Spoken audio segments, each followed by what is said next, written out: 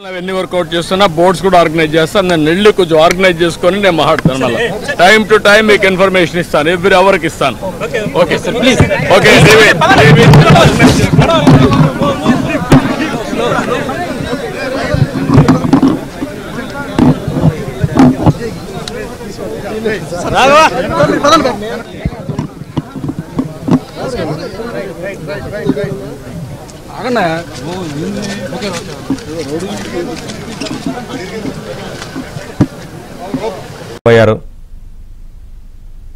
అండగా ఉంటాను.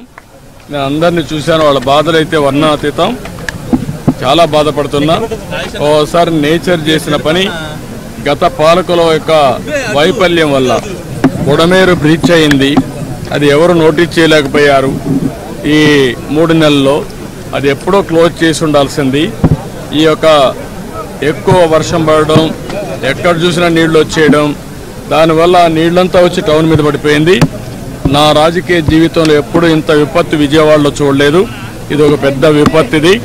దీన్ని ఏ విధంగా హ్యాండిల్ చేయాలనో అన్ని విధాలు హ్యాండిల్ చేయాలి. నేను ఇక్కడే ఉంటాను, సర్వశక్తులు వినియోగిస్తాం, వాళ్ళని పూర్తిగా కాపాడుకుంటాం. నేను ఆ ఇండ్లపైన ఉండే వాళ్ళకి అందరికీ ఒకటే భరోసా ఇస్తున్నా. అవసరమైతే మళ్ళీ వస్తాను ఇక్కడికి. నేను ఎప్పటికప్పుడు పర్యవేక్షిస్తా, పూర్తిగా వాళ్ళని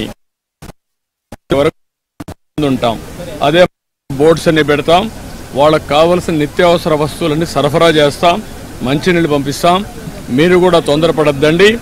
ఎందుకు నేను మిమ్మల్ని అందరినీ కోరుతున్నారంటే, ఇప్పుడు చేస్తానమ్మా, అదే ఇప్పుడు మరిగా ఇప్పటి నుంచి ఒక గంటకి అదేమ్మా, ఇప్పటి నుంచి ఒక 25,000 మందికి నేను నోటీస్ చేశాను.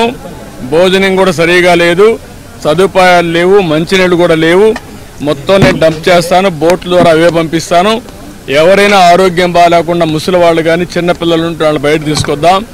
నేను ఒకటే ఈ ప్రాంతంలో అందరినీ కోరుతున్నా, బిల్డింగ్లు ఉన్నాయి, కింద ఉండే వాళ్ళందరినీ